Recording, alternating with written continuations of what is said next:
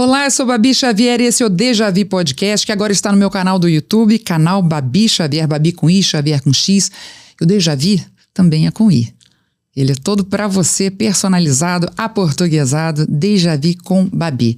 Hoje eu estou com uma pessoa muito especial para mim, participou da minha formação, de todo quebrar das minhas crenças, de todas as minhas cristalizações, tudo que eu tinha aprendido, joguei por terra. Depois eu peguei uma coisa ou outra, mas de uma forma muito melhor. E que bom, é uma mulher desconstruída e que valida as nossas dúvidas, as nossas dores, até porque é psicóloga, é professora, é mãe, é amiga. Paula Coutinho, com vocês aqui no podcast, ainda bem! Ei, finalmente! Que bom te receber aqui. Tudo bem, Paula? Você. Obrigado pelo tempo, porque, gente, psicóloga, mãe mão na massa, né? E também não vou reclamar de quem não é não, porque cada um que sabe das suas coisas, né? E professora, gente, um monte de coisa que leva para casa para fazer, não sei, tem que dar palestra de gestão de tempo. Paula, então obrigada pelo tempo de estar aqui no Deja Vu. Paula, eu queria muito, muito ter esse papo com você, por quê?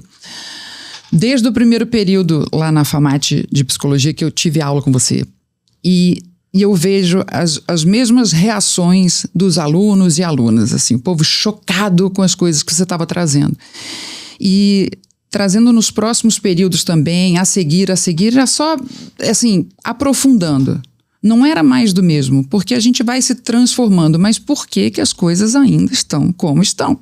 Na questão dos movimentos sociais, feminismos, machismos.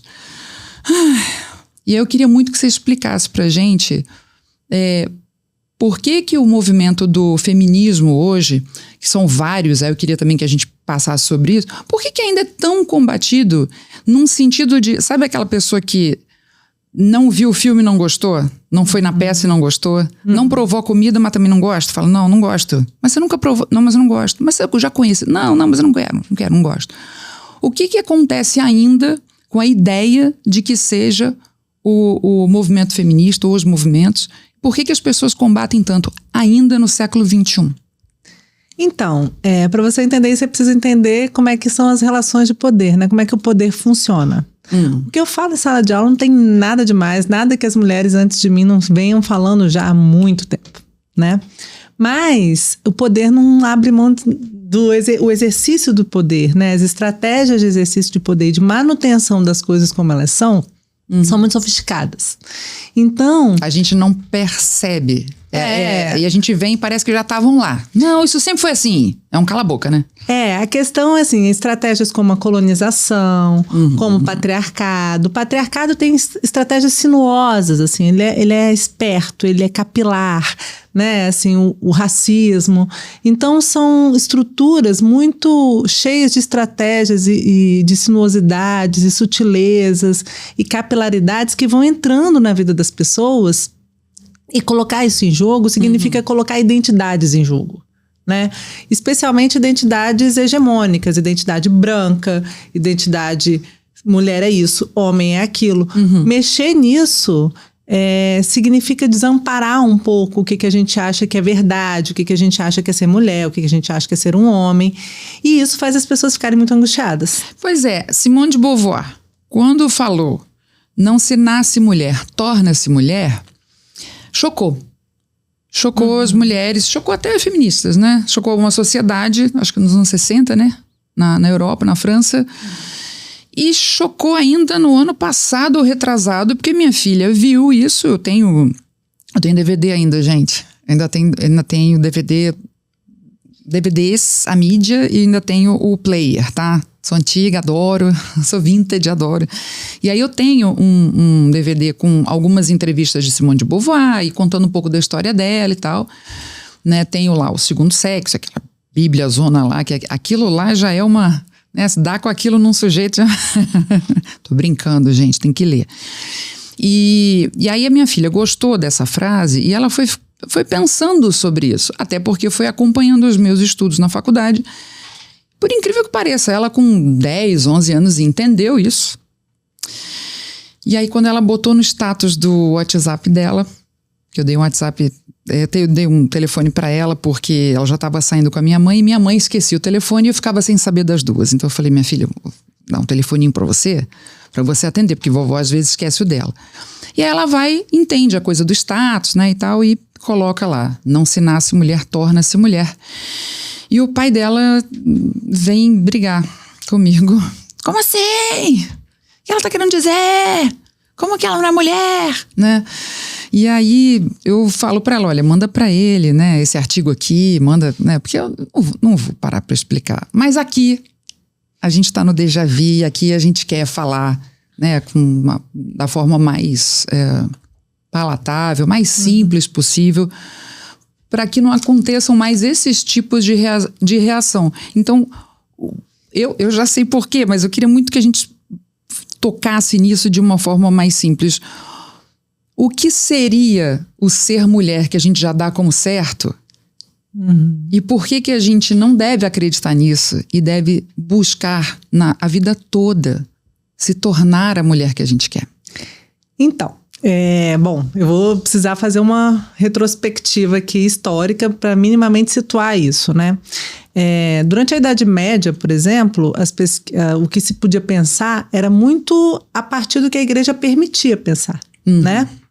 Então, no fim da Idade Média, a gente começa a poder pensar por si, assim, interrogar o que eu sei, o que eu acho, o que eu penso fui eu mesmo que pensei ou alguém colocou na minha cabeça. Então, assim, a gente começa a questionar o mundo. A Idade Média a gente está falando de 5 a 15, século V a século XV, eu acho. Pois é, então gente, veja, no tempo. final da Idade Média, um filósofo chamado Descartes, ele começa a pensar assim, cara, mas espera aí, como é que eu sei que o que eu sei é? Onde que eu vou, como é que eu vou saber se isso que eu tô pensando é verdade, se os meus olhos me enganam, se os meus ouvidos me enganam, de onde que eu tirei as verdades que eu entendo que são do mundo? E aí a gente começa a poder pensar a partir dos filósofos que método a gente vai usar para verificar se o que a gente pensa que uma coisa é. Então, como é que eu vou saber que isso é um copo? Sabe? E aí, bom, o método científico ele vem a partir disso, a construção do método científico. E aí, cientificamente, eu espero que a gente consiga concordar que isso aqui é um microfone, que o microfone funcione. Então, vão ter métodos, cálculos, engenheiros, pesquisas para garantir minimamente que as coisas funcionem. Mas no campo das humanidades, das subjetividades, o que é ser mulher, o que é ser um homem, aí a coisa se complica porque não tem conta. Né, Babi? Não tem assim uma fórmula matemática que garanta que uma mulher é isso e uma mulher é aquilo. Uma mulher é um nome que se deu para pessoas que não eram homens. E homem é um nome que se deu para pessoas que tinham pênis em determinado momento da história. E a primeira referência. É a primeira referência de tudo, né? O quê? O homem é a primeira referência religiosa. Era ele que estava estudando. Exato, a primeira referência de tudo. Ele que estava dando nome para as coisas. Primeira então, referência óbvio, de poder de julgar as coisas. Sim, porque os homens muito cedo tiraram as mulheres do campo dos estudos.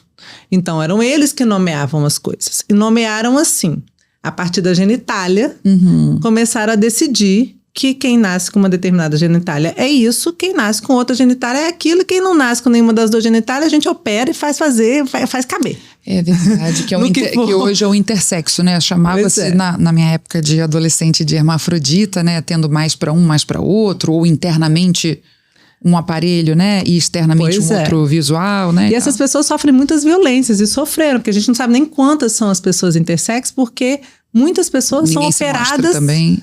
Sim, são operadas e não contam. As pessoas são operadas logo que nascem, porque os médicos não conseguem conceber que não existam dois sexos, né? Assim, e essa é uma grande discussão, nem tem dois sexos em todas as culturas, né?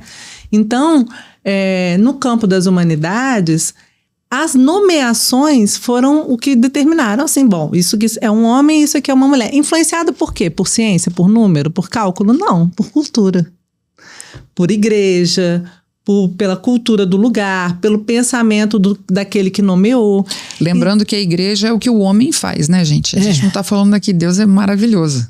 Mas, e para quem não acredita, poxa, vem conversar aqui um dia, também quero saber. Bom, eu não acredito, a gente pode conversar no... Tá bom. Eu não acredito. Tudo bem. Mas é isso, sabe? Mas eu tô falando igreja, lembrando que a igreja é feita pelo homem. Sim, então, a religião, especialmente a religião cristã, né?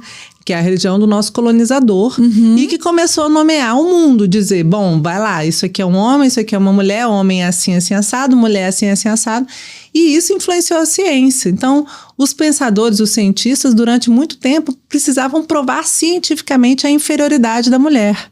Precisavam provar que o útero significava, então, que a mulher era mais frágil. Então, a produção de saber e de verdade sobre as mulheres é uma produção absolutamente influenciada pela Igreja Católica, influenciada por esse patriarcado que é histórico. Então, hoje, quando a gente começa a discutir isso, a gente começa a discutir, peraí, quais são os seus pressupostos? Como é que você determinou que isso é uma mulher e isso não é mulher? Como é que você classificou o mundo dessa maneira? E, fundamentalmente, quais consequências isso vai ter? Porque a questão do nome é isso, né? Você não prova cientificamente, matematicamente nada, você nomeia as coisas a partir dos seus privilégios, do seu lugar de poder, e aí as pessoas começam a agir de acordo com essa nomeação. Só que essa nomeação homem e mulher dessa forma mata mulheres. Essa nomeação homem e mulher dessa forma mata pessoas trans todos os dias. Então, é preciso... Mata gays, mata... Nossa, mas é muito. Mata muita gente. E aí, assim, é preciso pensar que consequências políticas tem essa escolha de que só vai ter duas referências e é isso, e tudo que sai disso não presta. Que consequências isso tem na vida das pessoas? Na vida das mulheres brancas tem consequência, mas nem são as piores, porque existem pessoas... não diria... Vou me reposicionar. Sim, tranquilo. Porque assim, tem mulheres brancas que sofrem horrores, né, na mão de homens opressores e violências terríveis. Mas é que existem pessoas que estão lutando pelo mínimo. Há muito tempo. Mínimo, pelo direito de habitar a cidade, pelo direito... Há muito tempo. De não se prostituir, ter um trabalho normal, assim, um trabalho... Desculpa, outro equívoco. Um trabalho, eu poder me prostituir se eu quiser, e não porque isso é uma contingência, que é uma força, um exercício ali de poder. Até porque se a gente de uma sociedade patriarcal. Porque se a gente for... A gente luta pelo direito, sim, da atividade profissional que a pessoa quiser encontrar para ela. Porém, eu fico pensando se seria necessário cogitar esse tipo de atividade. Veja bem. A não ser por um gosto, tá? Tá? Pois é. Virginia Despentes, que você está trazendo aqui, ela faz essa discussão. Sim, isso precisa ser pensado. Pois é, para a gente tirar também a prostituição dessa perspectiva moralista. Né? Sim, porque o moralismo ele atrapalha que a gente entenda um pouco melhor as coisas e aceite o que é do outro, fica com o outro e tá tudo certo. Esse livro é muito maravilhoso porque ela vai radicalizar essa discussão. E vai discutir, inclusive, esse lugar da mulher objetificada, uma mulher doce, uma mulher frágil, uma mulher princesa, que precisa de um homem que pague a sua... que vem como gentileza às vezes, né? Uma mulher branca... Essa coisa vem como gentileza. Eu pago a sua conta, imagina, uma gentileza para você, eu abro a porta. Por quê? Por que eu não posso pagar minha própria conta? Isso vem, né? Mas isso vem, eu tô olhando lá atrás das mulheres brancas, isso vem de uma mulher que não era permitido trabalhar, da mulher branca, que não era permitido trabalhar. E aí você fala, bom... Então, quem é que vai pagar essa conta? E até esse jogo virar, a gente ainda está com salários menores com as mesmas funções. Isso está muito punk. Sim. Isso, século XXI, esse trem ainda não mudou. Então, assim, acho que isso vem daí, porém, se ia me falar da questão da diferença, depois vamos indicar esse livro aqui, tá? Aguarda, olha o livro que a gente vai indicar daqui a pouco, peraí. Esse livro aqui, assim, é para, sabe... Mas tem outros que a gente pode ler também antes, tá? Se você quiser uma coisa mais suave, preliminares, tem. Temos outros aqui, que foram até os que a Paula indicou ao longo do curso e tal. Alguns eu usei no meu TCC. Então, assim, qual é a diferença do feminismo, da situação das mulheres na etnia branca e na negra, por exemplo? É uma diferença muito importante. Mas porque tem gente que nunca pensou nisso, por isso que eu queria que você é muito importante falar sobre isso. O feminismo, assim, as mulheres negras sempre se organizaram e sempre lutaram pelos seus direitos e nunca precisaram das brancas para garantir nada para elas. A questão é que o movimento feminista, quando a gente estuda o movimento feminista, a gente também estuda numa perspectiva de colonizador. Sim. Então a gente começa a ver, escutar e aprender sobre o feminismo na Inglaterra, a luta pelo direito ao voto, né? Mas, enquanto as mulheres negras estavam sendo escravizadas, estupradas, atacadas e estavam lutando, sempre lutaram pelos seus direitos. Então, assim... Pelo direito de existir. O direito de existir, primeiro, o direito de não ser estuprada, né? Então, assim, em algum momento do movimento feminista, especialmente na luta pelo direito ao voto, por exemplo, nos Estados Unidos, as mulheres brancas feministas eram racistas. Olha só que coisa. E aí foi preciso que as mulheres negras sacudissem as feministas brancas e dissessem assim, veja bem, pelo direito de quem que você está lutando, né? Então as mulheres negras precisaram ressituar o feminismo, sabe?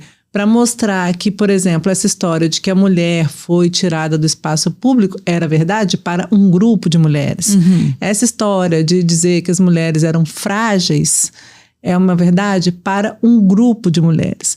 Tem uma frase clássica que é conhecida, né, no feminismo, que é "E eu não sou uma mulher". Tem um discurso da Sojourner Truth, sei lá, não sei exatamente a data, mas ela começa a discutir, ela está num evento, então estão se discutindo, né, o direito ao voto das mulheres brancas, e aí a história que contam é linda, né, de que a voz dela retumbava no lugar, assim. Ela dizia, eu não sou uma mulher, nenhum homem nunca me ajudou a atravessar uma poça de lama. Eu carrego mais cana que qualquer homem aqui dentro. E eu não sou uma mulher. Então, esse discurso da mulher frágil é um discurso para as mulheres brancas. Isso não é uma verdade para as mulheres negras que sempre trabalhavam, que estavam ali escravizadas no Brasil, nos Estados Unidos. Então, as mulheres negras precisaram ressituar as mulheres brancas sobre o que é feminismo e o que é direito. Então, a gente já pode entender que o tal sexo frágil é uma construção. Existe diferença... Gente, burguesa. Existe diferença de tônus. Tem mulher que tem um tônus mais forte que alguns homens, mas em maioria o homem tem um tônus mais forte. As fibras, tem umas que são horizontais, outras verticais. Aí tem que ver com quem é fisioterapeuta e professor de educação física que vai te falar. Então tem essa diferença, realmente, né? Mas existe toda uma ideia de uma fragilidade que manipula, que faz com que se codependa, que faz com que se... né? E aí termina nas histórias que a gente vê, se não fizer como eu quero, vai sofrer as consequências, né? Que não tem sentido, né, gente? Não é essa fragilidade que a gente está falando. Fragilidade todos temos, sim, mas é muito bom a mulher branca olhar para a mulher negra e falar assim, vem cá, me mostra aqui. Me ensina. Me ensina, né? Gente, que eu porque, não sou frágil coisa nenhuma. Veja bem, até isso que você falou da diferença de tônus, assim, essa classificação do corpo, do que é frágil, do que não é frágil, essa maneira da biologia olhar o corpo, ela também tem incidências do patriarcado nela. Uhum. Ela também é influenciada por uma lógica patriarcal que classifica e determina, qualifica o corpo a partir de uma ideia dos homens fortes e das mulheres frágeis. E determina o que é homem e o que é mulher também numa perspectiva patriarcal, binária, né? Só tem essas duas opções, ou é homem ou é mulher, e a mulher é pior do que o homem, mais frágil do que o homem, inferior intelectualmente do que os homens, né? Tem toda uma discursividade patriarcal que quer colocar as mulheres numa posição de assujeitamento. E essa discursividade, ela tem cara de ciência, sabe assim? Ela tem cheiro de ciência, mas ela não é científica. Ela é conveniente, ela é perpetuadora do status quo. Ela é a manutenção de uma lógica hegemônica em que os homens exercem poder sobre as mulheres. Isso para mulheres brancas e para mulheres negras. Para todas as mulheres, para mulheres cis e para mulheres trans. De todas as formas. E é por isso que ser mãe é esse sofrimento todo? É por isso que o filho é da mulher? É por isso que eles sempre vão embora?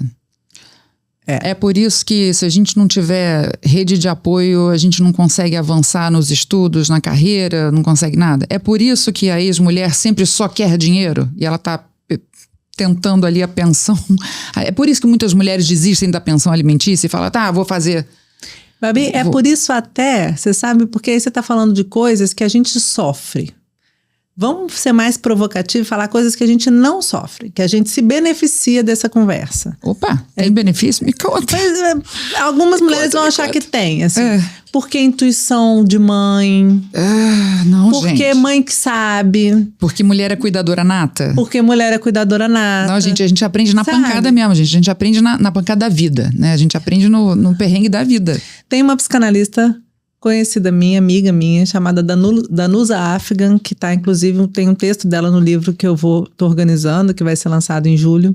Como é o nome do livro? Já tem o nome do livro? Incidências do Patriarcado na Clínica e na Política.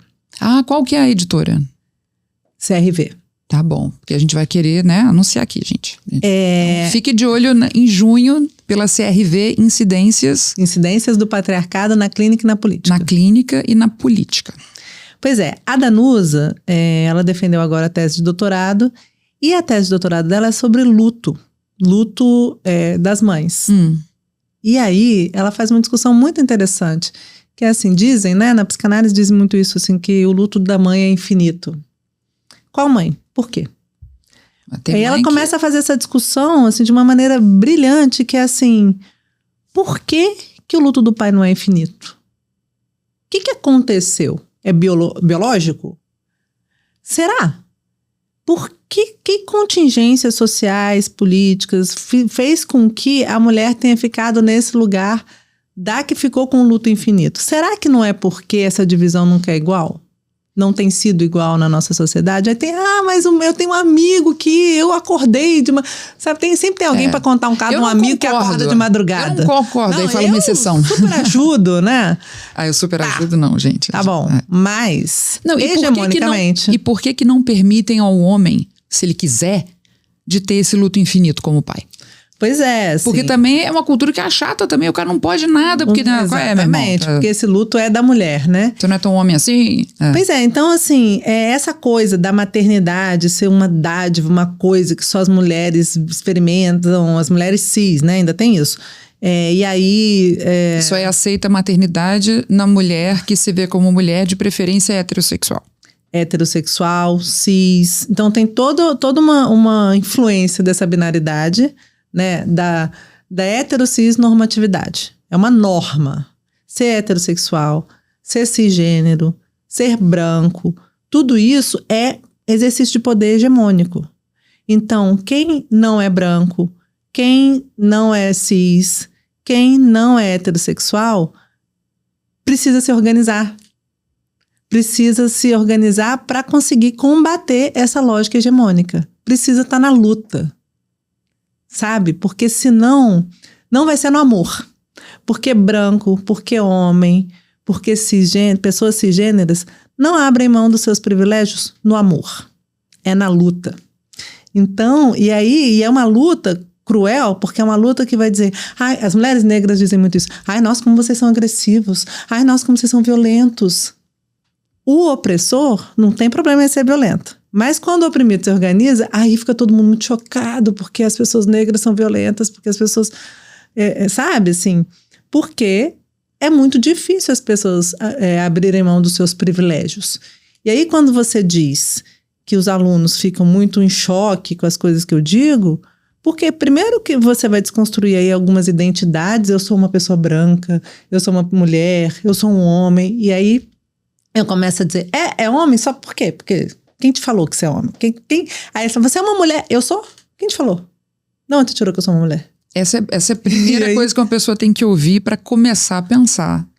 Primeiro tem que estudar Judith Butler, tem que estudar os autores que estudam gênero, para descobrir que não tem isso de que o sexo é biológico e o gênero é social. O sexo também é social. Esta nomeação, homem, mulher, com essa genitália e com essa genitália, também é uma construção de cultura. A gente nomeia o mundo, e quando a gente nomeia o mundo, a gente inventa o mundo. Não é que o mundo existe e a gente olha e dá nome para ele. Não. Quando a gente dá nome, a gente inventa o mundo. E o mundo passa a existir a partir dos nomes que a gente dá. Então a gente quer constranger o mundo na nomenclatura que a gente inventou. Porque o cérebro quer fazer pouco esforço, ele quer encaixar rápido e ele quer passar para o próximo desafio, certo? Porque tem isso a também. subjetividade quer ficar sem muito trabalho.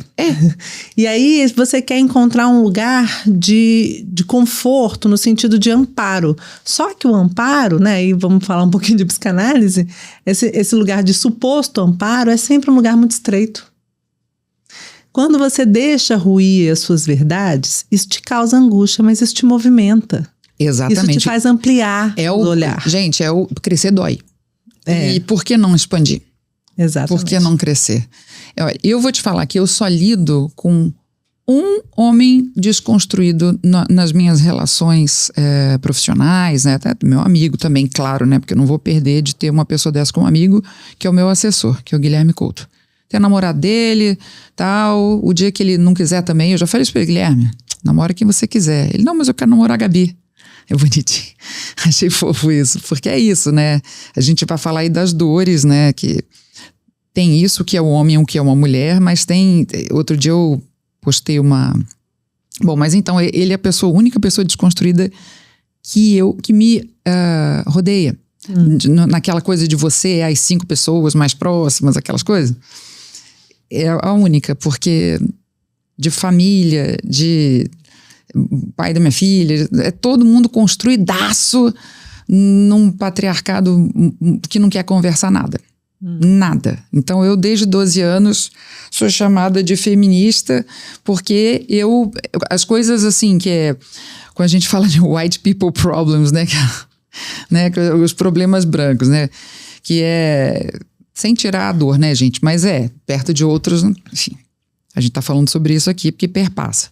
Mas assim, eu já falei, mãe, então, você separou do papai, mas assim, você não pode pegar tudo que você queria fazer pra ele e fazer imediatamente pro outro falo da casa, que é o meu irmão. Ai, deixa de ser graça. Falei, cara, mas você quer que eu fale o quê? Né? Assim, porque tudo que você fazer pro papai, você tá fazendo direto pro meu irmão, que é caçula. Ele tem que aprender a fazer. Nunca vai morar sozinho, nunca vai fazer por alguém num momento, nunca vai chegar junto, cara. Chegar junto não é ajudar. É estar ali nos 50%, né? Enfim, casamentos acabam por causa disso. Aliás, eu já ouvi isso. Não, você quer que chegue igual a 50%? Não? Não ser muito exigente. Pô, obrigada. Não era pra você me elogiar, era pra dizer onde eu errei. Então, assim, gente, existem esses acometimentos. Então, eu sempre discuti, assim, por que eu tenho que fazer a minha cama e, de repente, me atrasar para um compromisso e lavar minha louça e não sei o quê, fazer tudo na casa, né? Ajudar. Aí eu digo ajudar porque eu era criança, tá, gente? Ajudar na limpeza e tal, que minha mãe fazia, né? Foi bom que eu aprendi. E meu irmão não, né? Como é que eu tô perdendo anos 80? Não tinha... sob demanda, tá? Não tinha ligar o Netflix e ter ali na hora que você queria. Ou você viu a sessão da tarde, ou se quisessem passar de novo semana que vem, porque perdeu. Então, assim, porque era muito bom, né? O que tava até faltando um pouquinho. Isso é um outro... Perder. Isso é um outro podcast que podemos fazer, né? Então, assim, por que eu não tenho que lavar toda a louça ou chegar junto aqui e tal? Porque você já está fazendo outra coisa, mãe, e meu irmão tá jogando botão com um amiguinho que desceu. Tipo, porque se todo mundo fizesse, todo mundo ficava livre na metade do tempo. Assim, pra mim sempre foi muito claro isso. Então eu nunca entendi isso como uma agressividade por si só, natural, de um feminismo que... Você tá achando que... Aliás, outro dia eu vi sobre feminismos e femismos. Tem isso, esse neologismo, de que o feminismo seria... ali que bate ali com o machismo. A mulher pensa assim, não, homem é tudo escória, a gente é melhor e bababá. Enfim, e tem os feminismos, que são movimentos sociais mesmo, movimentos. Que não é um só, não é isso? Não existe um machismo e não existe um feminismo. Veja bem, não existe um feminismo porque as mulheres são múltiplas. Então, se você for pensar nas transfeministas, nas feministas negras. Tem leitura, é um problema complexo. Todo problema complexo exige e requer que a gente pense amplamente, vai ter debate, vai ter o que é de fato o patriarcado. Se a gente vai discutir patriarcado, não precisa mais, porque a questão é que não existem gêneros tão duros assim, a gente vai ter que discutir gênero. Mas eu acho que a gente tem que discutir as incidências do patriarcado, mesmo nessas construções porque de gênero. historicamente foi o que gerou a dádiva de mundo que a gente está vivendo hoje. Pois é, essa discussão, por exemplo, que você fez na sua monografia, que é da relação entre capitalismo e feminismo, é uma discussão muito fundamental, que é muito discutida pelas feministas marxistas. Então, existem várias perspectivas dentro do feminismo de abordar a questão. Algumas vão abordar mais numa perspectiva filosófica, outras vão abordar mais numa perspectiva propriamente econômica, muito, muito focada e muito ancorada no marxismo. Então, existem muitas complexidades. Machismo é uma estratégia do patriarcado. O patriarcado é a grande estrutura, né? O machismo é um comportamento, assim, ele vem do patriarcado, né? É um conjunto de dogmas, regras, agora, enfim, que é passado de geração em geração. Isso. Né? Então, mas tudo começa pra gente perceber ao largo, assim, pra gente perceber a partir do senso comum mesmo, né? Não só com privilégio que eu tive de poder 7 anos e meio estudar, né, a psicologia, tudo começa com as coisas simples do dia, né? Então, por exemplo, outro dia eu ouvi que, poxa, mas quando uma mulher achou que perdeu a discussão, ela chora. Porque aí ela ganha a discussão, porque aí o cara vai descompadecer, vai dizer, não chora e tal, e aí ela já virou o jogo, já... Eu falei, nossa, mas eu sou atriz, eu nunca pensei nisso. Como é que eu nunca pensei nisso, em ganhar uma discussão? Talvez seja por causa disso. Eu nunca pensei em ganhar uma discussão só por ganhar. Pois é, mas essa subjetividade, você foi subjetivada nessa sociedade, você é uma mulher branca, e sim, o choro da mulher branca é um choro que comove. Amor, então eu tenho sangue muito misturado aqui, que eu não sou só branca, não, sim, porque mas eu quero esse choro que comove. Mas, Babi, você é esteticamente branca. Você olha-se pra você e vê-se uma mulher branca. Então, de fato, se você chora, você tem privilégios. Eu só não sei usar isso, mas não quero usar. Não use, mas a questão é reconhecer os privilégios que se tem e entender a complexidade que está em jogo e renunciar a esses privilégios. Por isso, voltamos... mas eu já renunciei há muito tempo, então. Pois é, voltamos à Virginie Despentes, porque ela... Nem sei se... Vou mostrar aqui, gente, ó. Vou mostrar aqui, ó. Esse livro aqui. O que ele vai fazer com as nossas cabeças? Canta aí. Ai, muda muita coisa. Na época que eu li esse livro, eu fiquei muito viciada nessa leitura e toda hora eu falava dela, toda hora. Porque ela mostra na radicalidade... Pode tirar aqui, já mostrou, Flávia? Ela mostra numa radicalidade os privilégios. Porque ser feminista, nesse sentido, entender esse lugar, também é renunciar a elogios. Elogios do tipo, nossa, minhas ex-namoradas eram todas loucas, mas você é tão legal. Nossa, como você... Sabe assim? É renunciar a esse paparico da mulher, que a mulher branca, assim, asinha, vou te dar outra. Recebe. Vou te dar outra. Cara, você dá muito banho em muita garotinha. Olha só. Nossa, você... Que nojento, né? Gente... Não, mas e aí? E a pessoa acha, com todo amor, que está elogiando. Então, o que a gente tem que fazer? A gente tem que psicoeducar mesmo? É a pessoa se propor a se desconstruir? Então, aí é uma baita discussão, assim, né? Como a mulher negra e a mulher branca, vou falar preta ainda, não sei, gente, enfim, a mulher, elas têm que se dar a mão para se ensinarem as coisas, porque enquanto elas brigam aqui, você é uma branca privilegiada, você não sei o quê. Mas, Babi, a gente não pode colocar... Os caras continuam... Veja bem, mandando? A gente não pode colocar em pé de igualdade as mulheres brancas e as mulheres negras, do tipo assim, como se as mulheres brancas sofressem violência das mulheres negras. Não tô falando de igualdade, não. Tô falando do que é necessário fazer. No lugar de ficarem se agredindo, as mulheres, não tem que pegar pra fazer... Amiga, vem cá, deixa eu te tocar uma real aqui. E essa querer ver a real. Pois é, a questão é essa. A questão é que as pessoas privilegiadas precisam não querem mudar. reconhecer os seus privilégios, e isso não é qualquer coisa. Então, assim, a branquitude é que tem que entender, não são as pessoas negras que têm que se fazer, não. A branquitude é que tem que entender os seus privilégios. As mulheres brancas têm que entender os seus privilégios. Então, os homens, a cisgeneridade tem que entender os seus privilégios. Então a gente tem que chegar numa coisa de realmente falando isso nos podcasts, nas conversas e não nas brigas, né? Porque quando a gente briga, vamos combinar, quando a gente briga a gente só quer se defender. Pois é. E aí a comunicação fica uma violenta, coisa que né? eu acho que é importante, que eu sou bem combativa em relação a isso, são os discursos que querem virar o jogo. Tipo. O machismo você falou de feminismo aí, né? Ah, sim. O machismo é a raiva às mulheres. E as feministas que têm raiva dos homens... Parou. Peraí. Porque assim, porque senão fica uma coisa assim, como os homens estão sofrendo e sendo oprimidos pelas mulheres, porque elas são feministas. Não, até porque tem muita mulher machista também. Homens. Tem muita mulher machista, então, porque o patriarcado ele não funciona se as mulheres não colaborarem com ele. Né? Então, as mulheres colaboram. Da forma econômica, né? Nos trabalhos invisibilizados, né?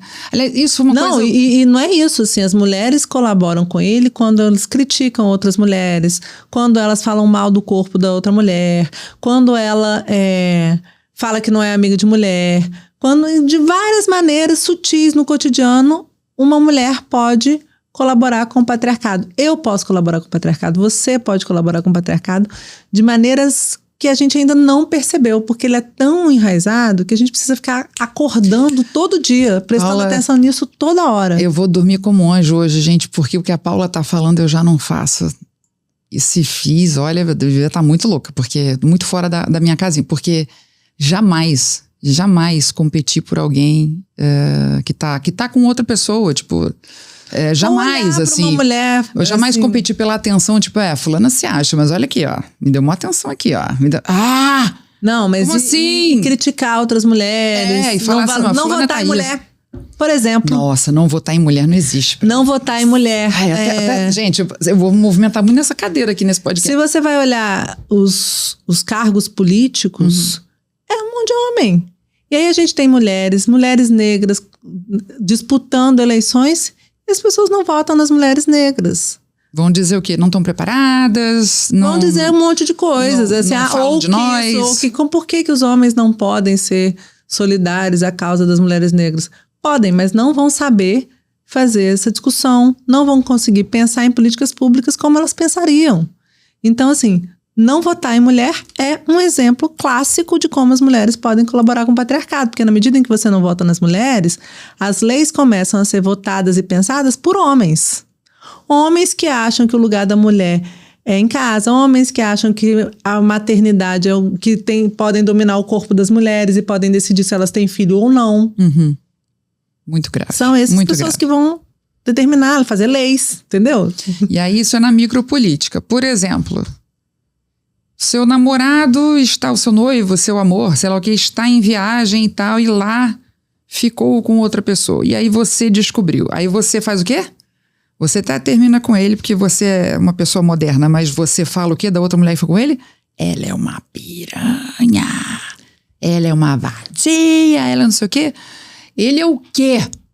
Pois é, porque mas se veja, ele é que tem um compromisso com alguém e que quis que fosse monogâmico, e aí a gente vai entrar nisso, não, acordos são acordos, gente. E tudo bem, pode ser que funcione, pode ser que não, né? Aliás, eu não achei super interessante com a crise da monogamia. Se alguém tiver, manda pra mim, por favor. Porque eu não achei o PDF, aí tem que assinar. Eu não quero assinar, quero ler essa, gente, que é essa. Eu perdi na banca. Mas depois você pode falar também da crise da monogamia, porque é isso. Não é que seja melhor ou pior, mas que está em crise, está. Mas né? a monogamia e o patriarcado andam assim, ó, juntinhos, coladinhos. É? Então, Paula, eu fui construída... por exemplo, eu sou muito desconstruída em muita coisa. Não disputo gente dos outros, que tá na gestão de outra pessoa, eu brinco, né? Tá na gestão... Quando liberar, me avisa, entendeu? Pois é, veja, olha só, até isso... Mas eu tenho lidado bem, assim, até agora, com ser só, né, só querer sair com homens, só não sei o quê, Mas eu fico pensando, mas tudo bem, né?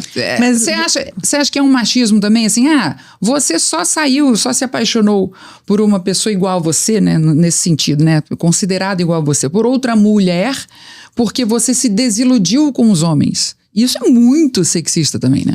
Veja, o amor é bem complexo pra gente achar que consegue pegar as linhas dele e dizer o que acontece, né? Assim. Agora, no amor, tem muitas variáveis, inclusive o patriarcado. Então, assim, o que as mulheres desejam nos homens é construído socialmente. Que você queira um homem assim ou assado. Tá aí, Juliana está aqui fazendo assim, ó. Que você quer um homem. Tem gente aqui no estúdio concordando. Tem uma coisa que eu achava muito engraçada que aparecia nas mulheres quando eu atendi. No meu consultório apareceu algumas vezes. As mulheres falaram assim: eu quero um homem que me proteja. Parecia que elas estavam numa invasão zumbi, sabe assim, do Walking Dead, e que precisava de um homem para proteger. Proteger do quê, gente?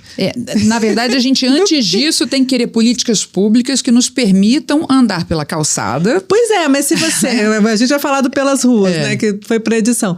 Mas se você tiver andando na calçada e se fosse você vai estar vulnerável, de qualquer maneira, com homem ou sem homem, entendeu? E assim, essa sensação de que o homem protege, isso é uma construção do que é ser homem, de que o homem é viril, de que o homem é forte, de que as mulheres são frágeis, que as mulheres brancas, sempre lembrando disso. Mas a gente já falou. E que as mulheres precisam ser protegidas, e elas ficam mesmo achando que elas estão vulneráveis. Estão vulneráveis, sim, porque nós estamos vulneráveis por causa da política pública, porque é uma questão... Isso, né? Assim, os homens se apropriam mesmo do espaço urbano, vai lá, coloca a cadeira da cerveja dele na calçada e ocupa a calçada inteira, estão vendo o futebol dele. Você que vai pela rua, né? Você que ande na rua, que a calçada é dele, né? Assim, os homens se apropriam. A obra dele, né? A obra, deita no chão, no meio da rua, sabe? Assim, senta, sabe? Assim, ocupa o espaço urbano é dele, você que se vire para passar pelos cantos, pela rua. Entende? Assim, então, se nós estamos vulneráveis, não é lutando, querendo um homem que nos proteja, que a gente vai resolver essa situação. É discutindo publicamente, no coletivo, para criar um espaço urbano em que todos nós possamos frequentar e não nos sintamos acuadas, até porque se ele for proteger a gente de alguém, vai ser de outro homem, né? Não é pela lógica individual. Então, veja, patriarcado tem a ver com monogamia, patriarcado tem a ver com neoliberalismo, sim, muito. Que é uma lógica individualizante, né? Méritos. Que não pensa no coletivo. Então, eu quero resolver o meu problema, eu não penso coletivamente, eu não penso no melhor para a cidade, para a polis, né? Então, patriarcado tem tudo a ver com isso. E aí, a monogamia é, de fato, aliada ao patriarcado nesse sentido em que o outro é minha posse. Eu domino o outro. E nessa lógica, nessa brincadeira de o outro é meu, quem é que sai perdendo? Óbvio que são as mulheres. Né? Então, é meu, é minha, mas... Que disso se gerou uma coisa. Eu sempre fui... Nos tratos monogâmicos, eu não me lembro de não ter tido trato monogâmico, porque eu sou criança dos anos 70, gente. Mas enfim, eu era criança, né? O Woodstock passou. Não era adulto em Woodstock para ter várias pessoas. Né? Com relação à monogamia, onde eu, por exemplo, fui construída, então não vou dizer, é uma droga, não deve existir, porque eu já aprendi a me achatar e me expandir dentro disso.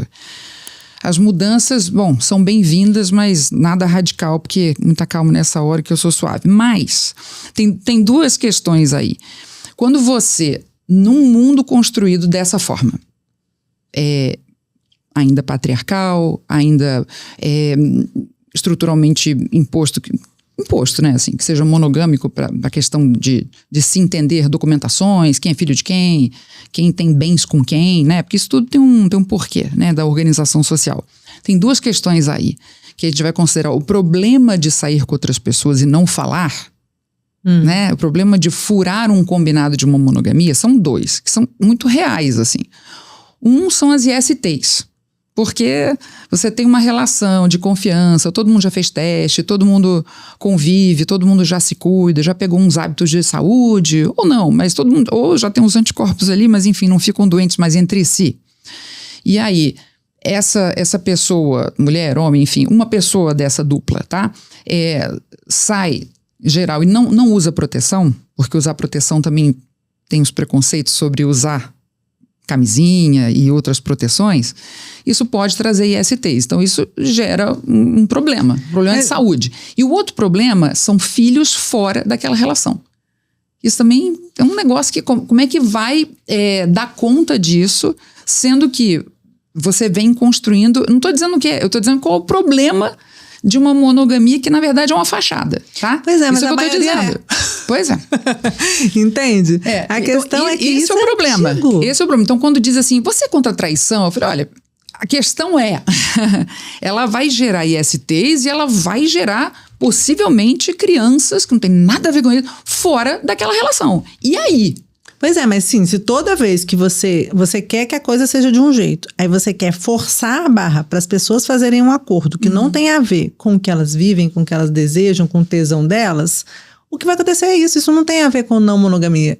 Isso tem a ver com o que você decide e efetivamente com você decidir. São suas escolhas. E aí tem a ver com poder minimamente se pensar e pensar as suas escolhas, porque a monogamia está posta. Em geral, hegemonicamente, os casais não pensam assim, vamos namorar, vamos, mas como é que vai ser? As pessoas não pensam isso, as pessoas entendem, não, hoje em dia, subentende que é monogâmico. Hoje em dia, nem vamos namorar tá acontecendo. Eu não sei, não tô sabendo. Menina, tô te falando, eu levei muito tempo, levei anos sem namorar ninguém porque eu nunca entendia. Então, eu preferia não. Olha só, a questão só quando é eu encontrei uma pessoa que falou assim, não, eu gosto de você, eu quero ficar só com você, eu quero namorar você, vamos... Aí sim.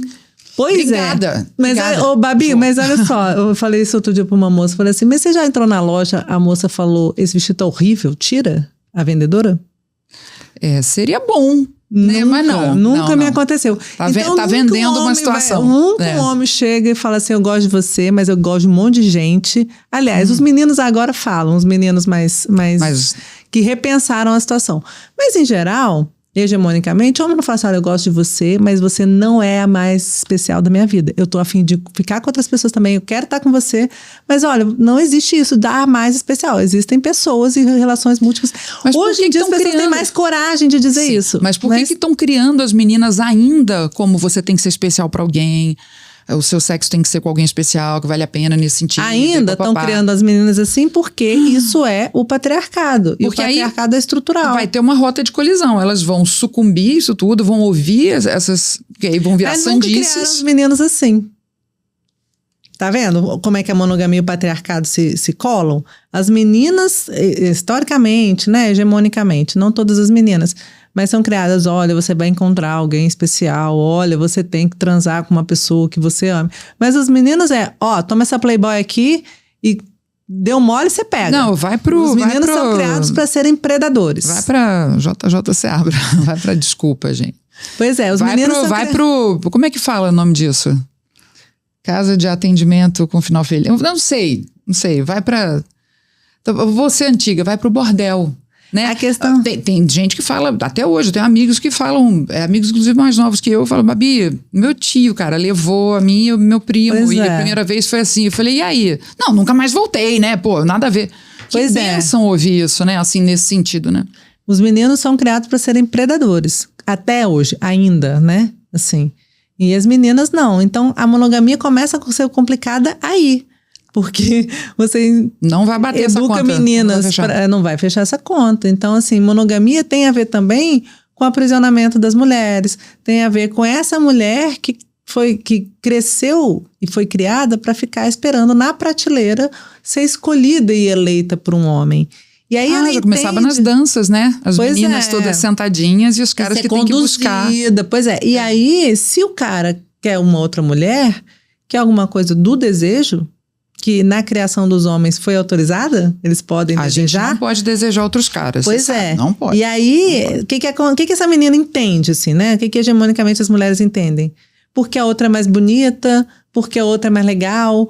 Ou se o cara, nem sabe às vezes se o cara tá traindo ou não, mas tem uma fantasia de que se ele encontrar uma mulher mais bonita, se ele encontrar uma mulher mais interessante, que pode haver uma outra mulher em algum lugar que vai ser mais bonita, que vai ser mais legal e essa mulher vai roubar esse homem de mim. Por quê? Porque você foi criada para ficar na prateleira para ser eleita mais bonita por alguém. Não vai rolar. Me fala do filme. Nas ruas. Pelas ruas. Pelas ruas. É porque Então, nas calçadas não há, não tem. Pelas ruas, ele surge de um debate entre eu e o meu namorado. Estávamos andando e eu começava a empurrar ele pra rua, assim. E ele disse, por que você tá me empurrando pra rua? Eu tô te empurrando pra rua porque nessa calçada não se anda. Como não se anda? É uma calçada, por que não se anda? Por que não se anda? Porque, pra mim, nem toda calçada se anda. Tem calçadas que eu não ando. Aqui, eu ando na cidade como se a cidade fosse um certo labirinto. Eu passo, aqui eu atravesso, aqui tem uma oficina, eu atravesso. Aqui tem uns homens reunidos aqui fazendo sei lá o quê, eu não sei o quê que os homens fazem parado na rua. Isso tem muito. E aí eu comecei a fazer o filme porque, gente, é muito impressionante. Você não vê grupos né, de mulheres paradas na rua, trocando ideia, fazendo nada. Aliás, um dia a gente tem que fazer de propósito. Aí quando passar um cara dizer, aí lá em casa, é isso. Gente. E aí, assim, mesmo que eles não façam, porque esse era um debate no filme também, né? Com a diretora de fotografia, ela dizia assim, mas você quer pegar os homens mexendo? Eu falei, não precisa. Não é isso. Isso aí é o só cúmulo da violência. E não deixando ninguém mais transitar. Basta que você esteja querendo transitar e tem um bloco de 7 homens parados, conversando no meio da calçada, que você fica assim, gente... E aí, bom, depois desse debate, eu expliquei isso pro meu namorado, ali a calçada é escura demais, ali tem um recuo, pode sair alguém dali de trás, entendeu? E assim, eu não tinha nem clareza de que eu tinha esse mapa. Eu fazia automaticamente. E aí, o meu namorado começou... inteligente, né? Pois é. Aí o Gustavo começou a prestar atenção em outras mulheres na rua. Ele falou, cara, isso que você faz não é só você que faz. Aí ele começa, olha ali. E aí a gente fica, assim, às vezes andando de carro, pelas ruas. Outra pela rua, outra pela rua. E quando vai sair esse filme? Então, foi pra ilha de edição domingo. Então deve ficar pronto também no meio do ano. Ok, se precisar de uma locução, estou aqui para Pelas Ruas. Obrigada. Então, e aí muito a gente pertinente vai demonstrando assim, não isso, gostosa, não isso assim, só essa forma de ocupar o espaço. Outro dia eu vi aqui na 7 de setembro, a gente tá gravando hoje aqui em Niterói, no estúdio podcast. Bota aí, Flávio, bota aí. Eu tô aqui gravando, porque Paula tá aqui. Não consigo levá-la para São Paulo para gravar. Não dá, gente. Tem paciente daqui a pouco. Tem paciente daqui a pouco. Então a gente vai e tem estúdio podcast aí. Gente, vou falar no final, tá? É top. Você tá aqui em Niterói, vem pra cá. Eu tô aqui. E olha que eu entendo do riscado de audiovisual, viu? Só 30 e quantos anos? 32 anos no rolê. Mas então, você abriu uma produtora cultural para contar essas histórias? Então, quando eu terminei meu doutorado, eu discutia psicanálise e política. E termina o doutorado, você fica assim, pronto, acabou a vida? Não tem mais nada a fazer? Porque é um mergulho muito profundo. O seu mestrado foi em quê? Meu mestrado foi em psicanálise e política também, mas era sobre crianças e adolescentes usuários de álcool e drogas. E aí, no doutorado, eu começo a fazer uma discussão menos assim em relação a um assunto específico e mais sobre conceitualmente. Um debate que psicanálise tem a ver com política. Psicanálise tem efeitos políticos na cidade. Qual é a relação entre a psicanálise e a política? Esse era o meu tema de discussão. Que você fez o doutorado com o seu filho. Pois gente, no colinho. Mamando no mamar da mamãe. Não, gente, eu morri algumas vezes para fazer o TCC. Né, que é o primeiro ali que você... Tem um vídeo dele maravilhoso, gente, que ele fala assim, ela fez doutorado... Eu acho que... Ele tinha 3 anos, né? Eu acho que você nem nunca vai terminar essa tese. Eu acho que você devia largar isso e brincar comigo. Meu filho, eu vou brincar com você, mais um parágrafo. Só mais um... E aí, então, fiz com ele pequeno. Então, assim, os primeiros 4, 5 anos da vida dele, ele me viu escrevendo tese, né?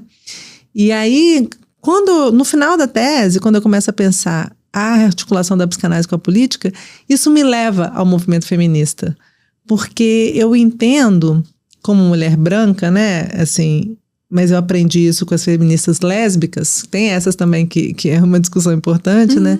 Eu aprendi com as feministas lésbicas como quem está fora do que é hegemônico, do instituído, é quem consegue enxergar as coisas noutra perspectiva. Então a gente fica assim, a nossa rede, as lésbicas estão fazendo rede há muito mais tempo, sabe? Então, assim, a gente tem muito que assim aprender. como ensinou sobre o capacitismo as mulheres cuidadoras. Pois é, a gente precisa escutar. A gente tem, quem está muito padrão, assim, né, muito muito cheio de privilégios, né, privilégios de classe, privilégios da branquitude, privilégios da cisgeneridade, tem que calar a boquinha e escutar. E aprender. É fundamental. Sabe? E ouvir, ler muito, porque tirar essas coisas hegemônicas dos privilégios da gente é um exercício constante. Vou te falar que num primeiro momento, a gente ouvir que a gente tem privilégio é agressivo. Porque a gente não nota. Porque a gente nasceu já estava assim. Né? É agressivo. Então a gente vai ter que ser muito sagaz, muito, muito generoso para ficar em silêncio, para ouvir mais e para entender que tá, e para se dar conta de que esse mundo dos privilégios, né, o mundo branco, o mundo cisgênero, é um mundinhozinho muito pequenininho. É que o mundão não é nada disso. E assim, os seus recursos teóricos, conceituais, nem arranham o mundo e não dão conta da complexidade que é no mundo. Então você tem que calar a boca e ouvir. Então, no final do meu doutorado, eu entendi que eu não sabia nada de política. que eu queria discutir psicanálise política, mas não tinha ideia do que era política.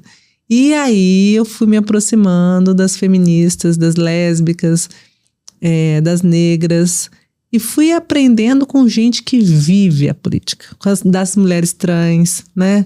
Assim, que precisa urgente... Gente que não tem opção. Que precisa urgente das políticas públicas bem escritas e bem aplicadas, né? Pois é, e aí eu fui pro pós-doc, né? Eu descobri, também teve isso, assim, eu sou muito da saúde mental. E eu descobri que tem um determinado hospital psiquiátrico que ficou muito famoso no Brasil e que ficou famoso quando a gente fala em hospitais psiquiátricos, em hospícios, né? A gente conta também a história de quem fechou os hospícios, porque embora ainda tenham muitos hospícios, a gente quer fechá-los, né? E aí, só que na hora que a gente conta a história de quem fechou, a gente conta dos médicos. Os homens médicos, o doutor que fechou, o grande herói da reforma psiquiátrica, o pai da reforma psiquiátrica. E a gente não conta um monte de mulheres psicólogas, enfermeiras, assistentes sociais, técnicas de enfermagem, terapeutas ocupacionais, uma mulherada, porque afinal de contas a gente foi colocada no campo da saúde, dos cuidados, então tem uma mulherada ali trabalhando pra caramba, para conseguir fazer com que as pessoas loucas voltem para as cidades. Então os hospitais, a reforma psiquiátrica só avançou no Brasil a partir da história dessas mulheres, que não é contada. Por quê? E aí foi por aí que eu comecei a pensar política e feminismo, né? Porque na hora que a gente conta história, quantas praças você já foi que tem uma moça assim bem bacana, uma estátua dela grandona, porque ela lutou pela redemocratização do Brasil? Não, nem me nenhuma. Lembro. Você tem um monte de general, né? Qual é a rua? Aqui, General Andrade Neves. Pois nós estamos na rua General Andrade Neves. Mas qual foi a rua? Qual é a rua que você conhece? Companheira, não sei o que lá, que foi lá e que garantiu, por exemplo, que você possa votar nesse país? Não tem. Quem foram as mulheres? Eu descobri... Aí vai ter alguém que vai nos comentários e vai dizer, vocês estão erradas. Aí tem vai citar uma. Exatamente. Se citar 10 ruas, olha... parabéns pra você. Porque assim... Cite, porque a gente quer saber, lógico. Pois eu descobri essa semana que o meu avô, ele tá citado em algumas dissertações de mestrado, porque ele foi um dos caras que começou o Partido Comunista Revolucionário no Brasil. E aí, eu falei, quem eram as mulheres que estavam lá com ele? Porque ele ensinava lá na luta armada. E as mulheres? Cadê? Quem foram?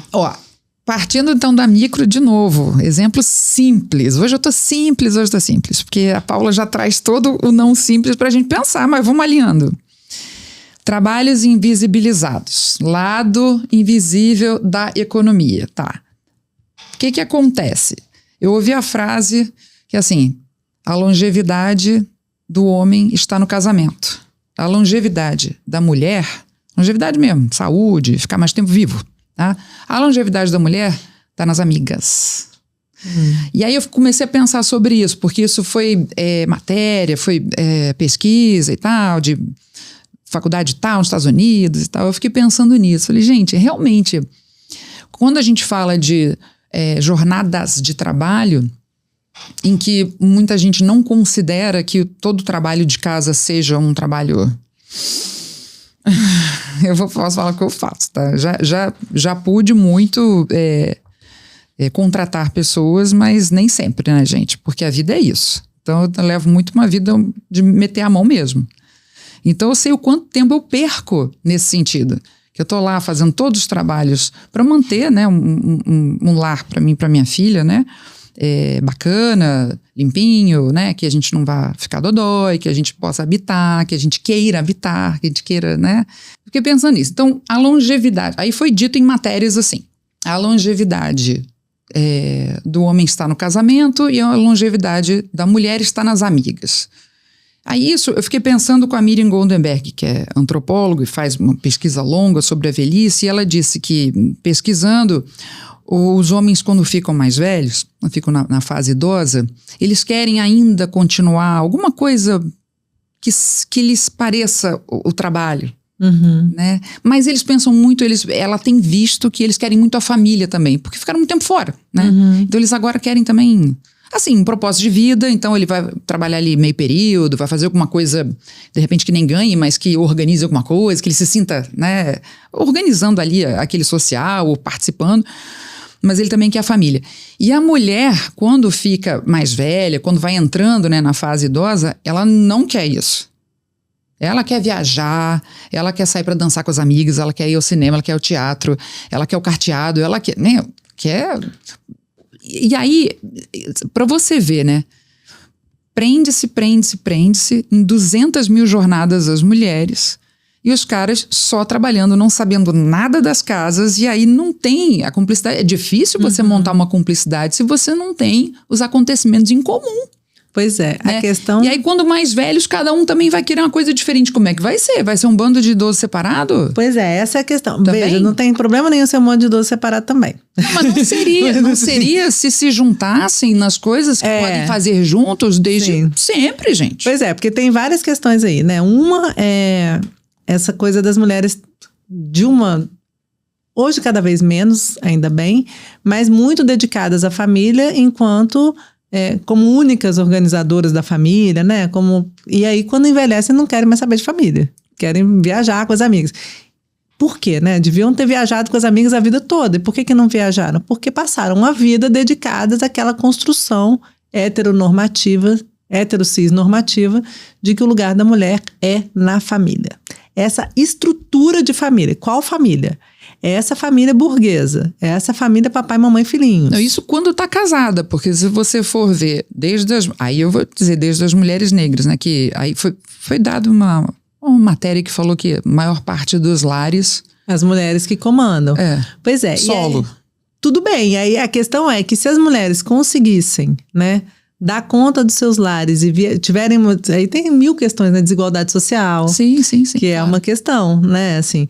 Porque eu sou uma mulher, o pai do meu filho ajuda, né, no que se refere às contas dele, e eu tô muito feliz, obrigada, cuidando da minha casa sozinha. Mas eu sou uma mulher privilegiada. E aí a minha renda é suficiente para isso, inclusive para eu viajar. Inclusive, então não vou precisar esperar ninguém morrer, ninguém terminar, não vou precisar ficar velha para poder viajar. Eu já estou viajando.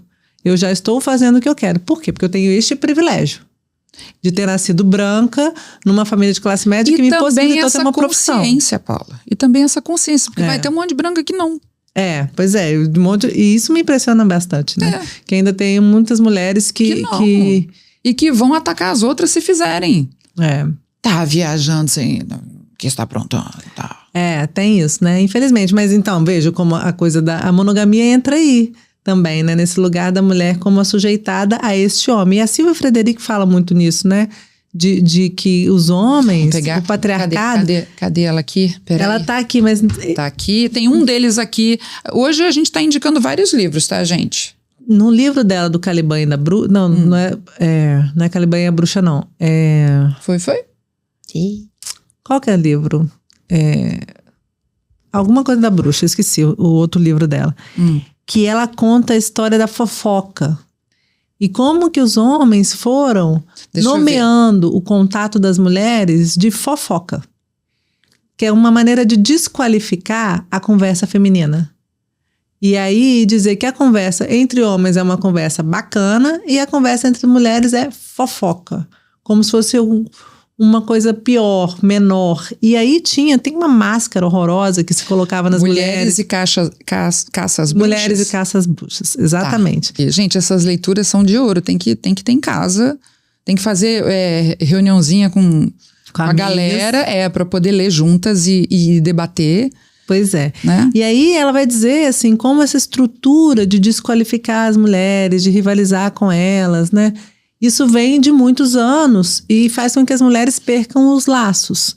Então, e aí acaba que você fica presa querendo um homem que te cuide, que te proteja, que é a sua única referência, porque você não faz laços entre outras mulheres, com outras mulheres.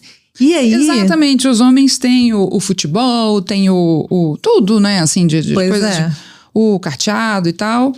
Mas existem mulheres que fazem rede. Isso a gente está falando de uma estrutura da branquitude burguesa, né? Mas as mulheres lésbicas fazem rede, as mulheres indígenas fazem rede, as mulheres não brancas fazem rede. Sabe? Por isso que a gente precisa aprender com elas. Então, chama a gente. Porque a gente foi construída pra aprender não. Com tô falando sério. Não tô querendo ser bobinha, ingênua, não. Pode xingar também, porque... Mas, enfim, fazer o quê, né? Se você não concordar comigo, só fica na boa. Fica na paz. Mas, assim, chama a gente. Pois é. Aí a questão é que essa lógica faz com que a gente desqualifique as mulheres. Então, por isso que eu falei da praça. Né? Então, vai para a praça o general, vai para virar nome de rua o general. Nós tivemos uma mulher que lutou pela redemocratização desse país, que foi presidente da República, e a gente detona ela e chama ela de burra. Em vez de ter uma estátua dela, a gente chama ela de burra. A gente, sabe, todos os discursos machistas e misóginos se reuniram para derrubar essa mulher. E sabendo que na presidência a gente não governa sozinho, quem é que estava? Quem era? Pois é. Era então só mulheres na... Pois é. Não, né? Então, toda uma organização patriarcal misógina para derrubar qualquer mulher que apareça e se destaque, que a gente consiga na história visualizar aquela mulher. Entendeu? Então, assim... Importante colocar aqui, e na comunicação óbvio precisa ser dito, tudo isso que a gente está falando são coisas para você prestar atenção. E já vi algo, mas não tinha parado para pensar. Não existe aqui a coisa de... Os homens são uns isso, são uns aquilo. Existem hábitos que, aliás, eu queria muito que você falasse disso aqui que você deu em aula. Mostrar um ou outro documento que você mostrou escrito. Porque me perguntaram uma coisa. Mas, Babi, de onde vem isso? Não, isso sempre foi assim. O homem, né, ele começa liderando, mostrando o caminho. Ele que vai desde os idos tempos, que ele que vai na mata e volta e tal... Ele que escreve, né, os tratados religiosos, ele que tudo. Mas sempre foi assim, né? Porque eu falei, não, mas isso estava em documentos político-econômicos das civilizações. Como assim? Como assim? Ué, as pessoas não... A briga, vamos falar da briga? Por favor. Quando eu comecei a aula falando... É verdade, primeiro, vou falar, hein? Pode falar. Posso falar? O nome da matéria era... Estudos de Gênero e Psicologia. Isso. Eu começo falando a aula, que porque ia falar desse texto justamente, que é a montagem do patriarcado, né? E aí que ela refere aí vários textos, e eu ia começar deste texto, que diz que a mulher vem da costela do homem. Então, a mulher tem que se submeter ao homem. Esse é um texto que não é qualquer. Esse texto determina... Então, eu começo a aula dizendo, não vamos pensar assim. Mulher que veio de costela não vai dar, hein? Na hora, levanta vai na... Mas tem gente hoje na religião que já entende que submissão é sob a mesma missão.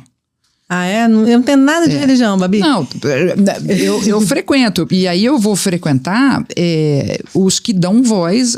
Por exemplo, eu vou falar até o nome, gente, porque tem no YouTube também, você pode assistir na Igreja Plena Icaraí. O Fabrini é um cara que vai falar, porque o homem não sei o quê, e as mulheres e tal. Ou vai começar o texto dizendo, porque as mulheres e tal, e os homens. Então é um cara que vai trazer todo mundo. Isso é um exercício que não é fácil, né? Bom, eu não sei. Ele vai fazer. Não, por isso que eu vou. Porque eu me sinto... Falei, opa, tô aqui, tem não tô alguma discussão, mas o que eu vejo na prática são mulheres apanhando para edificar lar. Entendeu? Assim, porque a mulher edifica o lar. E apanham e sofrem várias violências. Isso é o hegemônico. Quer dizer que se o lar tiver... derrubado. Caindo, assim, né, e tal, é porque a mulher não está sabendo. Não edificou. Então, assim, tem a própria Bíblia, assim. né, a religião católica, que é a religião do nosso colonizador, que é uma religião que defende a monogamia, né, que defende que o Deus só pode amar ele, se você não amar ele, esse Deus especificamente. Aí você é um traidor, né, assim, você precisa amar um Deus só. Então, quem ama muitos deuses, aí o que faz? Então, esta religião... Não é uma pessoa confiável. Não, na melhor das hipóteses, né? Quando não toca fogo no terreiro. O que eu entendo é assim, se você... Hoje a gente pode pensar sobre... Aliás, o ser humano é o único que pensa sobre o que pensa, né? Olha que coisa complexa, linda. Mas tem gente que não tá usando, né? Tem gente capacidade. Pois é, mas a gente tá aqui pra falar um pouquinho, pra você anotar umas coisas aí e buscar. E depois vai lá nos comentários e fala, escuta, busquei sobre isso, que tal vocês falarem mais sobre aquilo? Depois eu cato Paula ali entre uma aula e outra e ela conversa um pouquinho. Né? Me fala dessa aula, né? Você teve depois que se retratar? Não me retratei.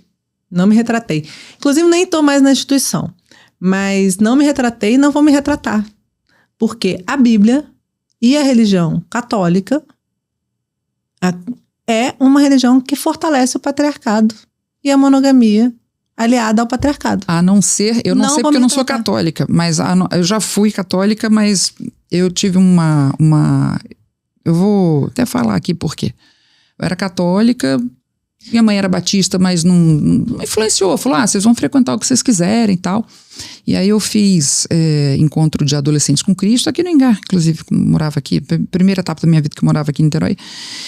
E aí eu fui trabalhar no encontro, eu fiz no ano e no seguinte eu fui trabalhar, né? Você fazia as pessoas trabalhavam, né? E não apareciam, era mágico, e no ano seguinte você trabalhava, né? E você via os bastidores e tal. E era para unir ali a adolescência e tal, e lógico, falar de Deus e tal, de Jesus. Só que aí quando descobriram que minha mãe era separada, eles me mandaram me retirar. Isso nos anos 80, gente, não é tão tempo assim bastante tempo, mas não é tanto tempo assim. E aí minha mãe teve que ir lá, e minha mãe tem um dom da palavra, né? E aí ela, enfim, colocou umas coisas e tal, mas eu não quis mais voltar, né? E você vê que por isso que eu tô falando, gente, para antes da gente pensar qual jeito de se religar a gente não está falando aqui o que presta, o que não presta, a gente está dizendo que historicamente existiram muitos interesses, muitas formas de poder alinhados à religião, porque era onde, né, chegava nas pessoas, né, os indígenas sabem muito bem disso, na nossa colonização, né? E aí você vê, nos anos 80, a minha mãe teve que ir lá me defender, porque foi traumático para mim, porque eu fui expulsa. Fui expulsa por um tio, né, que eram tios e tias, né, que supervisionavam a gente, porque ele estava, não sei, ele estava nervosíssimo, talvez com outra coisa, mas, nossa, quando ele soube que... Primeiro que eu cheguei, era um final de semana, então eu avisei, gente, eu não posso trabalhar sábado, porque eu já fazia moda, já fazia música, e era um dia inteiro, eu inclusive ia estar em 3 lugares diferentes, viajando, e era um turno da manhã num lugar, tarde no outro, noite no outro. Mas no dia seguinte eu estava lá, né? Tipo, 15 anos, 16 anos, você aguenta, né? E aí tava lá pra trabalhar e já tava com um balde. Não, peraí, deixa que o banheiro é meu, porque eu sabia que ninguém queria pegar o banheiro. Porque eu já sabia que eu tinha perdido um dia daquela alegria. E aí, quando souberam disso, como assim? Você não teve aqui ontem? Tava o quê? Trabalhando? Não sei o quê. Você trabalha com o quê? Eu falei, não, eu quero ser artista e tal. E quando souberam que a minha mãe era separada, eu não sei como é que ligaram, por que ligaram uma coisa a outra, gente. Eu não sei. Contando aqui uma coisa que aconteceu. Nossa, aí eu tive que sair, entendeu? Então eu procurei outras formas de me religar por causa disso. Então, assim, de alguma forma isso combina com o que você está trazendo. Assim. Mas a questão aqui não era especificamente da religião católica, das religiões baseadas na Bíblia. Porque é na Bíblia que está escrito isso, né? E aí a Bíblia é um livro muito influenciador da nossa subjetividade, da nossa cultura, da nossa maneira de pensar o mundo. Então, mas só homem escreveu, né? Só eles sabiam escrever, né? Pois é, e aí tem a Bíblia e tem um monte de outros pensadores e filósofos que a gente adora, que a gente acha o máximo, que disseram... E não é só tem uma outra coisa. Napoleão escreveu e outra coisa, não é só... colocando no lugar das mulheres e no lugar dos homens, como o homem... Não tem uma civilização antiga que coloca como o homem deve... E aí eu acho importante isso que você tratar a sua mulher. Sim, que tem também os muçulmanos, tem também Buda, gente. Eu tenho um negócio do Buda na minha casa. Achei bonitinho. E tem Buda falando um monte de bobagem. Ah, gente. E aí, assim, é todas as religiões. É um negócio que não tem escapatória, assim. Mas foram escritos documentos políticos colocando organização social nesse sentido. Social, documentos filosóficos. É que eu não tô conseguindo podcast, só se a gente fizer 10 horas de podcast. Mas, Esse livro tem, gente. Esse livro tem vários documentos. Tem, assim, um livro que eu gosto muito, que eu cito ele toda hora, que é um livro chamado O Homem das Cavernas Também é uma Mulher. E nesse livro, ela faz... O primeiro capítulo dele é um levantamento dos documentos científicos, e aí ela não fala de religião, acho que fala de religião alguma coisa, mas fundamentalmente os científicos que colocam as mulheres nesse lugar, porque ela vai discutir como que os achados arqueológicos também são influenciados por uma perspectiva masculina, patriarcal, do que é, sabe? De como é que você interpreta lá os achados que você faz. Essa interpretação tem a ver com o patriarcado. Nossa, mas aqui, tem pequenininho da Chimamanda, né? Chimamanda Ngozi Adichie, de Sejamos Todos Feministas. Já li para a Cíntia também Como Criar Crianças Feministas. Paula, enquanto eu vou organizar os livros aqui para a gente ir terminando, porque é muito assunto, eu queria que você me falasse como que a gente pode começar a pensar em criar meninos hoje em dia, sendo que você é mãe do Miguel e tem acesso a todo esse conhecimento, todo esse pensar, e com seus grupos, porque você também dá curso, né?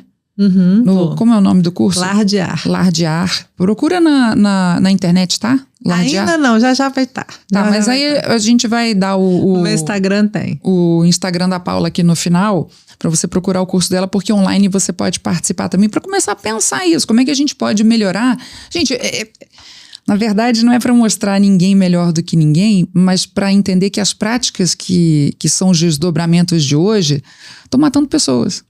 Estão impedindo pessoas de serem elas mesmas, de serem felizes, né? Já que a gente vende tanto que felicidade é fundamental e que é obrigatória, as pessoas não conseguem ser felizes, porque... Então vamos começar a pensar. E tem uma outra aqui, que já me pegou por causa das autoras, a Mili Lacombe. Fala um pouquinho aqui elas são interessantes também pra gente... né? Ela inclusive tem acho que um programa que ela faz algumas indicações de leituras feministas bem bacana. Aqui, esse aqui é interessante, que é o Feminismo para Não Feministas. E aí fala como o machismo machuca todo mundo. E aí foi o que a gente falou, inclusive o homem.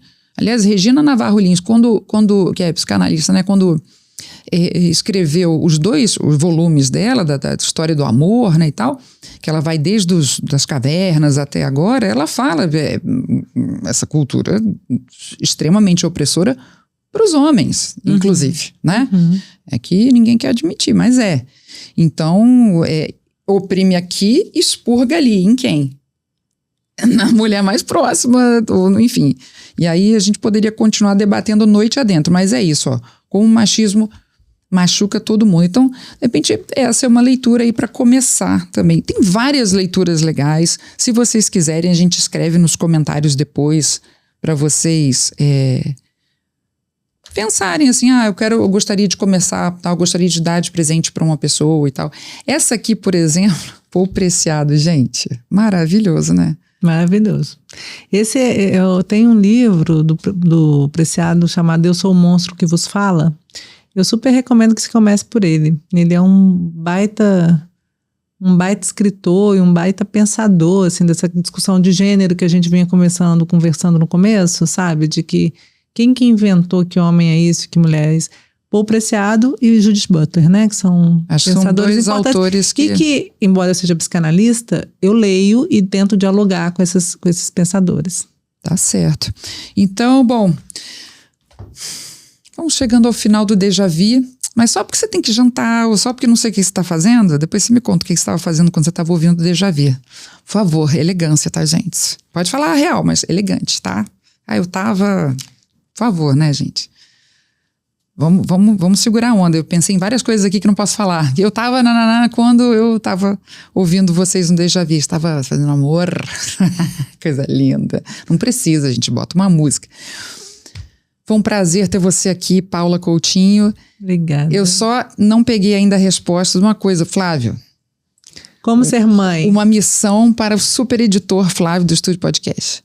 Como é que a gente pode ser mãe de menino hoje? Eu já sei que mãe de menina tá relativamente menos difícil, porque a gente já sabe o que não fazer. E aí, como é que é ser mãe de menino hoje? Pois é, assim, primeiro papo reto, né? Assim, primeira coisa. Cara, eu não quero... Você mora nessa casa junto comigo. Então, nós vamos ter que dividir tudo aqui igual. Porque se você não faz, quem faz a mais sou eu. E você acha justo eu fazer a mais? Não. Então, vamos lá. E a cada vez ir fazendo.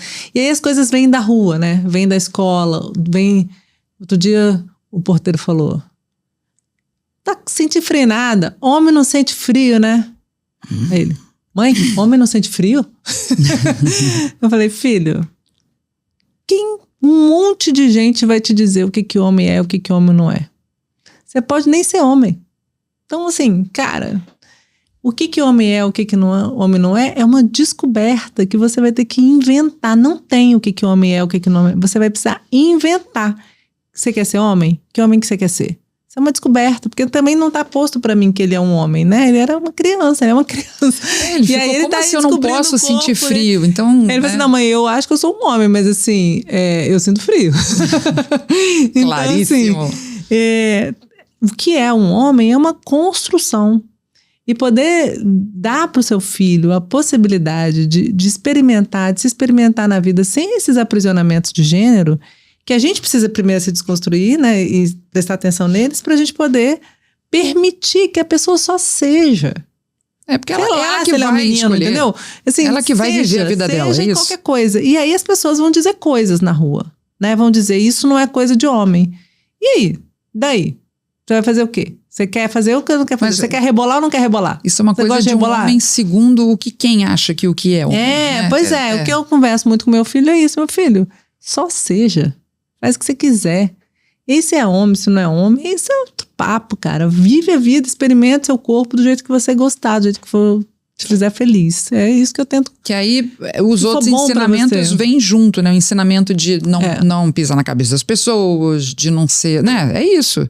Porque quando a gente fala, vou te falar o quê? Estou explicando mais uma vez o óbvio da comunicação, mas quando a gente fala assim, viva a sua vida, experimente o que você... Tipo assim, é cada um por si. Não é isso. Não é cada um por si, dentro da coletividade. É dentro da pensando o bem de todos. É não magoando os sentimentos do amiguinho do amiguinho. É dentro da coletividade. É isso? Não é, veja bem, assim... Não se aprisione nas coisas, né, que te impõem como o que é ser homem e o que é ser mulher. Agora... enxergar o outro, respeitar o outro. Sim, né? Assim, sim. Não acredito Amar nisso, que você tem liberdade de falar o que você quiser, por exemplo. Você não tem liberdade de falar o que você quiser. Isso. Você precisa prestar atenção no que você fala, você vai machucar alguém, se o que você está dizendo... O que você está dizendo combina com discursos que produzem quais efeitos sociais? Porque essa é a grande discussão. Né? Assim, o que você pensa e acredita, a sua opinião está aliada com discursos que produzem que efeitos políticos e sociais. É um discurso fascista? E que adoecimentos? E que adoecimentos. Pois é. Porque, né? E aí a gente vai... Vou terminar botando uma coisa aqui para você pensar. Família. Pode ser... Eu ouvi isso no primeiro período, na aula de Luiz Renato, que era esquizo, né? Esquizoanálise. E eu fiquei com aquilo, falei, gente, a família pode ser um lugar de redenção, um lugar de cumplicidade, um lugar de identidade, porto seguro. E família também pode ser um local de extremo adoecimento. Pensa nisso. Porque isso permeia tudo também que a gente está discutindo aqui. Porque se você acha que o que você pensa que é a família é o que é, ela pode te dar redenção, mas ela também pode te adoecer. Não é um papo muito agradável, mas nem tudo vai ser, né? Então esse foi o Deja Vu Podcast. Segue a gente, curte, compartilha, manda, comenta, sugira, né? Porque tem que sugerir coisas também, tá bom? Quer 2 aqui com a Paula, com outros tópicos aqui, a gente combina do meu jeitinho aqui. Vem de novo aqui no Estúdio Podcast. Um Deja Vu, quero agradecer a Flávio Saturnino, quero agradecer a Juliana Lobosco. Muito obrigada por receber a gente aqui do Deja Vu. Então já vai para você aí esse conteúdo. Toda terça-feira vai ter um conteúdo novo, repetindo no meu canal do YouTube, canal Babi Xavier. Canal Babi Xavier. Tem no Instagram também, @dejavu com i podcast. Segue, compartilha, né? Curte, tudo. Porque aí fortalece o que a gente está trazendo e ajuda a gente a entender o que mais a gente pode trazer para melhorar a qualidade de vida aí de geral. É audacioso o plano aqui, mas é aos pouquinhos que a gente vai. Se algumas pessoas já pensarem sobre o que a gente falou aqui, começarem a abrir um pouco, né? E saber que não é contra elas, mas é contra as coisas que colocam pra gente, já vai ter valido a pena. Fala o seu Instagram, por favor. Paula_Coutinho_Oliveira. Então, Paula_Coutinho_Oliveira. Dali vai sair o curso Lar de Ar, dali vai ter o filme pelas ruas, vai ter muito mais coisas, porque tem muito a cultura, né? A cultura leva. Vamos criar uma cultura que alinhe mais os relacionamentos para muito menos violência, porque não precisa, né, gente? Paula, dá aí o seu recado. É isso. Vamos pensar numa sociedade mais igualitária para todos nós. É isso aí. Beijo, até a próxima.